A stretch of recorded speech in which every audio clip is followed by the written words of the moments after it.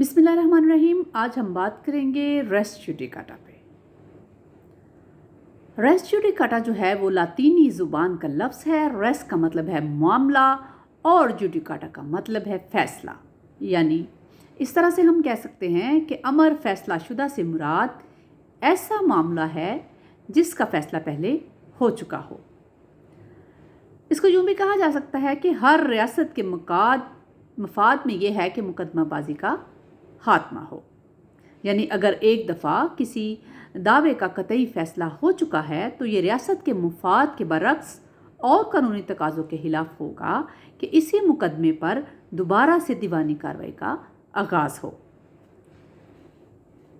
Race judicata या अमर फ़ैसला शुदा ये है कि अगर किसी अदालत ने किसी अमर मुतनाज़ा पर फ़्री कैन के दरमियान कतई नोयत का फ़ैसला सादर कर दिया हो तो फ़्री कैन मुकदमा इस अमर फ़ैसला शुदा के असूल पर अमल करेंगे और वो उन पर इतलाक़ होगा। इसका सादा अल्फाज में ये भी कहा जा सकता है कि किसी तनाज़े पर दोबारा फ़ैसला नहीं दिया जा सकता। फ़्री कैन मुकदमा अदालत की तरफ से सादर करदा फ़ैसले के पाबंद होते हैं और वो इस दावे को दोबारा से अदालती कार्रवाई की गर्ज से अदालत में दायर नहीं कर सकते, क्योंकि साबिका फ़ैसला है वो दावा की असर नो इजाज़त अगर फ़्री को दे दी जाए तो इससे मुकदमात का कभी ना ख़त्म होने वाला सिलसिला जो है वो शुरू हो जाएगा। इस असूल अमर माना दावा से मुराद ये है कि ज़ेर तनाज़ा मामले पर बाकायदा गौर के बाद ख़त्मी फ़ैसला दिया जा चुका है, लिहाजा इस दावे को किसी दूसरी अदालत में दोबारा समाअत की गर्ज से दायर नहीं किया जा सकता। इस नज़रिए की बुनियाद जो है वो रेस जुडिकाटा के असूल की बुनियाद रोमन कानून के इस मकूले पर है कि किसी शख्स को एक ही बनाए दावा पर दोबारा उलझाया नहीं जा सकता। अगर रेस जुडिकाटा के तहत फ़्री कैन को पाबंद ना किया जाए कि वो किसी साबिका मुतनाज़ा अमूर जो कि फ़ैसला शुदा हैं उनको असर नो अदालत में ले जा सकते हैं, तो अदालत में मुकदमात की बुख्तात हो जाए जिनका फ़ैसला करना नामुमकिन होगा। इस असूल का मकसद फ़्री कैन को मुतनाज़ा अमूर से मुतल्लिक अदालत के फ़ैसले का बिला शिरकत गैर पाबंद करना है, ताकि वो इस अमर मुतनाज़ा पर असर नो दावा दायर ना कर सकें और ना ही ऐसे अमर मुतनाज़ा को किसी दूसरे मुकदमे में पेश कर सकें। दफ़ा 11 जो है उसका मकसद इंसाफ मुकदमात में कमी लाना और साबिका फ़ैसले को कतईयत देना है, ताकि फ़्री कैन मुकदमा इस दावे को दोबारा से किसी भी अदालत में पेश ना कर सके। इस फैसले की अहमियत जो है वो अफराद को मुकदमाबाजी से बचाना है, बल्कि मुकदमात में कमी लाकर हुकूमत के कई फ़राइज़ में भी मुआवनो ममदूद साबित होता है।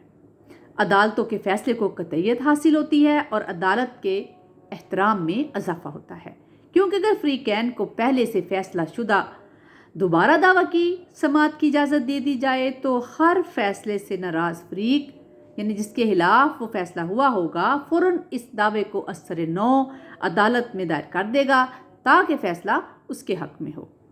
चुनांचे फ़्री कैन मुकदमा को परेशानी से बचाने के लिए इस असूल अमर फ़ैसला शुदा पर अमल किया जाता है।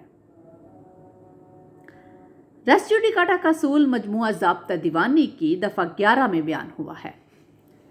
दफ़ा 11 की इबादत जो है वो इस तरह से है कि कोई अदालत एक ऐसे मुकदमा या तनकीह की समाअत नहीं करेगी जिसमें मामला बराह रास्त और करार वाक़ई तौर पर एक पहले दावा में अमर मुतनाज़ा था और वो उन्हीं फ़्री कैन के मबैन था या उन फ़्री कैन के मबैन था जिनके तहत वो या उनमें से कोई एक इसी उन्वान के तहत मुकदमाबाजी के ज़रिए एक ऐसी अदालत में एक ऐसी दाद रसी तलब कर रहे हों जो बाद में दायर किए जाने वाले मुकदमा के सिलसिले में इख्तियार की हामिल हो, या एक ऐसा मुकदमा जिसमें ऐसा अमर तनकीह करार वाक़ई तौर पर पेश किया गया हो और उसकी समाअत होकर ऐसी अदालत की तरफ से हतमी फ़ैसला हो चुका हो।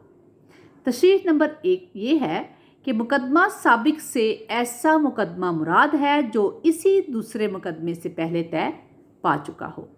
عام حالات میں یہ ہے کہ دائر اس سے پیشتر یہ ہوا یا نہ ہوا ہو۔ تشریح نمبر 2 ہے وہ یہ ہے کہ دفعہ 11 کی اغراض کے لیے یہ امر کہ آیا فلاں عدالت فلاں مقدمہ کی تجویز کی مجاز ہے بلا لحاظ ارسپیکٹو کسی شرائط حق ارجاء اپیل عدالت مذکور کے تحت کیا جائے گا۔ تشریح نمبر 3 ضروری ہے کہ مقدمہ سابق میں امور متذکرہ کو کسی ایک فریق نے تسلیم کیا ہو یا دوسرے فریق نے صراحتاً اس سے انکار یا اقبال کیا ہو۔ اسی طرح سے تشریح نمبر 4 ہر امر جو اس مقدمہ سابق میں جواب یا دعویٰ کی بنا پر ضروری قرار دیا جا سکتا تھا اور قرار دینا چاہیے تھا سمجھا جائے گا کہ وہ مقدمہ میں ایک امر صریحاً اور دراصل تنقیح طلب تھا۔ تشریح نمبر 5 کوئی داد رسی جو دعوی عرضی دعویٰ میں کی گئی ہو اور اگر وہ ڈگری میں صراحتاً منظور نہ کی گئی ہو وہ اس دفعہ کی آراز کے لیے نامنظور تصور ہوگا۔ تشریح نمبر 6 جن حالات میں کہ اشخاص بابت کسی حق عام یا کسی ذاتی حق کے جس کا دعویٰ وہ اس واسطے اپنے اور دیگر اشخاص کے بشرکت کرتے ہوں دائر کریں تو تمام اشخاص جو اس حق میں غرض رکھتے ہوں اس دفعہ کے مطالب کے لیے ان اشخاص کے ذریعے دعوے دار سمجھے جائیں گے جنہوں نے ایسے تنازع کو رجوع کیا تھا۔ دفعہ 11 کے جو اہم اجزاء ہیں ان میں سب سے پہلے کورٹ ہے، اس کے بعد یعنی ہوگا یعنی شیل، اس کے بعد سماعت، اس کے بعد کوئی مقدمہ یا دعویٰ، اور اس کے بعد ہے 5ویں نمبر پہ تنقیح، 6 نمبر پہ سابقہ مقدمہ، 7ویں نمبر پہ ایک جیسے ہی فریقین یعنی سیم پارٹیز، اور 8ویں نمبر پہ ایسے فریقین جن کے ذریعے وہ یا ان میں سے کوئی دعوے دار ہو۔ نمبر 9 ایک ہی عنوان ہو یعنی سیم ٹائٹل ہو۔ نمبر 10 عدالت بعد ازاں دعویٰ یا ایسا دعویٰ جس میں وہ تنقیح بعد ازاں اٹھائی گئی ہو سماعت کرنے کی مجاز ہو۔ اور نمبر 11 کہ اس کی سماعت کے بعد حتمی فیصلہ ہو چکا ہو۔ اب جب سب سے پہلے دیکھتے ہیں کہ کورٹ کی وضاحت کرتے ہیں کہ دفعہ 11 میں استعمال کردہ لفظ عدالت کا مطلب ہے دیوانی عدالت جو کہ مغربی پاکستان کے کورٹس آرڈیننس 1962 کے تحت قائم کی گئی ہو۔ اس کے بعد گاگی یعنی شیل، دفعہ 11 میں لفظ شیل واضح کرتا ہے کہ دفعہ 11 میں بیان کردہ قانونی شرائط تاکیدی نوعیت کی ہیں اور ان کا انحصار عدالتی ثوابدید پر نہیں ہے۔ اسی طرح لفظ سماعت یعنی ٹرائے، لفظ سماعت سے واضح ہے کہ دفعہ 11 ضابطۂ دیوانی دائر کرنے کی ممانعت نہیں کرتا، یہ صرف ان دعووں یا تنقیحات کی ممانعت کرتا ہے جن میں امر فیصلہ شدہ یا امر مانع دعویٰ کے اطلاق کے لیے تمام شرائط پوری کر دی گئی ہوں۔ اس کے بعد اینی سوٹ یعنی کوئی دعویٰ سے مراد ابتدائی عدالت میں دیوانی کارروائی ہے۔ اس کے بعد ہے ایشو یعنی تنقیح سے مراد وہ تمام امور ہیں جو فریقین کے درمیان تصفیہ طلب ہوں۔ وہ تمام امور تنقیح طلب ہوتے ہیں جنہیں عرضی دعویٰ میں ایک فریق نے اٹھایا ہو اور دوسرے فریق نے ان کو تسلیم کرنے سے انکار کیا ہو۔ یا پھر اگر کسی براہ راست اور جو ہے یہ کسی مقدمے کا پہلے سے قطعی فیصلہ ہو چکا ہو تو اس کو امر مانع دعویٰ قرار دینے کے لیے ضروری ہے کہ وہ براہ راست اور دراصل تنقیح طلب ہو۔ اس کے بعد بات کرتے ہیں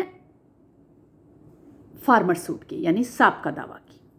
سابقہ دعویٰ کی تعریف مجموعہ ضابطہ دیوانی کی دفعہ 11 کے سیکشن 1 میں کی گئی ہے جس کے مطابق سابقہ دعویٰ سے مراد ایسا دعویٰ ہے جس کا فیصلہ اس دوسرے مقدمے سے پہلے ہو چکا ہو اور خواہ وہ مقدمہ اس دوسرے مقدمے سے پہلے دائر کیا گیا ہو یا اس کے دائر کیے جانے کے بعد دائر کیا گیا ہو۔ اس کے بعد آ جاتا ہے ایک جیسے فریق یعنی سیم پارٹیز۔ امر مانع دعویٰ کے اطلاق کے لیے ضروری ہے کہ بعد ازاں دائر کیے جانے والے مقدمہ میں وہی فریقین ہوں جو کہ سابقہ مقدمے میں فریق تھے، یعنی دونوں دعویٰ جات میں یکساں فریقین یعنی سیم پارٹیز تھے۔ اس کے بعد یہ کہ فریقین جن کے ذریعے دعوے دار ہوں۔ دفعہ 11 مجموعہ ضابطہ دیوانی کا اطلاق ان فریقین پر بھی ہوتا ہے جن کے ذریعے وہ یا ان میں سے کوئی دعوے دار ہوں۔ اس کے بعد بات آ جاتی ہے سیم ٹائٹل یعنی یکساں عنوان کی۔ امر مانع دعویٰ کے اطلاق کے لیے صرف फ़रीक़ैन मुकदमा का यकसा होना ज़रूरी नहीं, बल्कि इसके लिए इसका इतलाक़ उस वक्त होगा जब साबका दावा और ऐसा दावा जो कि बाद अज़ां किया गया हो, दोनों में फ़रीक़ैन एक ही उन्वान के तहत दाद रसी तलब कर रहे हों। यानी दोनों मुकदमों में फ़रीक़ैन एक ही उन्वान के तहत दाद रसी में मसरूफ़ हों। उसके बाद 10 नंबर पे है कि अदालत बाज़त मुकदमा की समाअत की मजाज हो।